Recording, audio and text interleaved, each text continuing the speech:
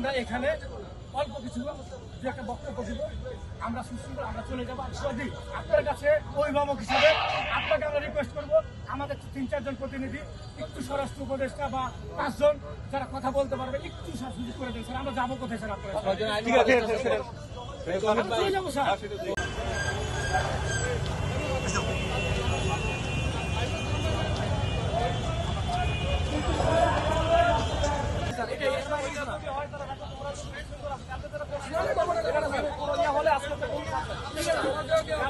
পুনরাবৃত্তি করো তাহলে আছে কোনো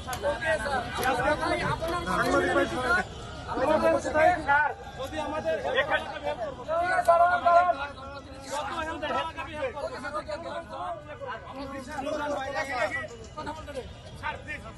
দেখছেন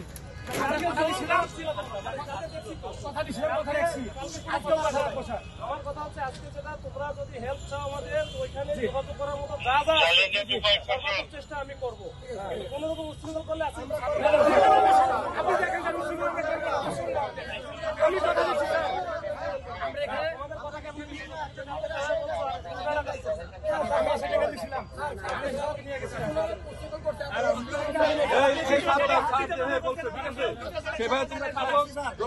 সহযোগ করবে প্রতিনিধি দল পাঠানোর জন্য, ঠিক আছে? কোন রকম কোনো জ্ঞান দান করলে করা যাবে না। এখানে আমরা এসেছি, আমরা ঘুরে যাবো। আপনারা বাধা দিচ্ছেন, সম্মান করে আমরা ছিলাম স্যার। আপনার সম্মান মানে আমারও সম্মান স্যার, এটা আমরা মানি। আমরা এখানে অল্প কিছু যে একটা বক্তব্য দিব, আমরা সুশৃঙ্খল আমরা চলে যাবো। যদি আপনার কাছে অভিভাবক হিসাবে আপনাকে আমরা রিকোয়েস্ট করবো, আমাদের 3-4 জন প্রতিনিধি একটু স্বরাষ্ট্র উপদেষ্টা বা 5 জন যারা কথা বলতে পারবে একটু সুযোগ করে দিন স্যার। আমরা যাবো কোথায় স্যার? আপনারা চলে যাবো স্যার। আইন উপদেষ্টা আমরা কোনো কিছু করবো স্যার। কাল কথা দিচ্ছিলাম আমি, সেভাবে কথা বলে স্যার। আজকেও আমি আছি স্যার এখানে, আমি এই ভিক্টিমের মুখপাত্র স্যার। আমি কথা দিচ্ছি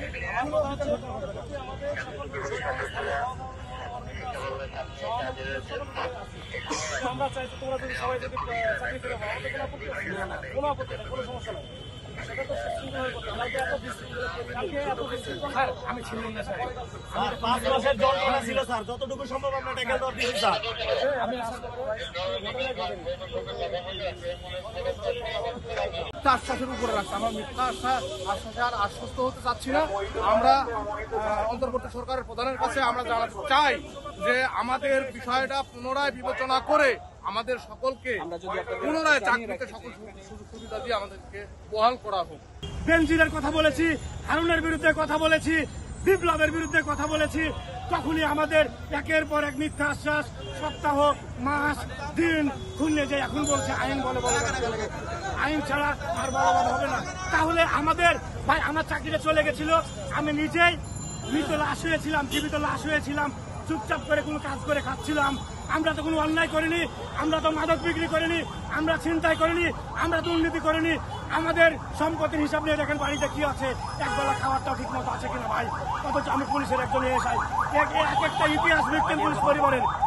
সেই ক্ষেত্রে মিথ্যা আশ্বাস দিয়ে আমাদের সন্তান, আমাদের বাবা মা, আমাদের স্ত্রীকে কেন মৃত জীবিত লাশ বানিয়ে রাখলো?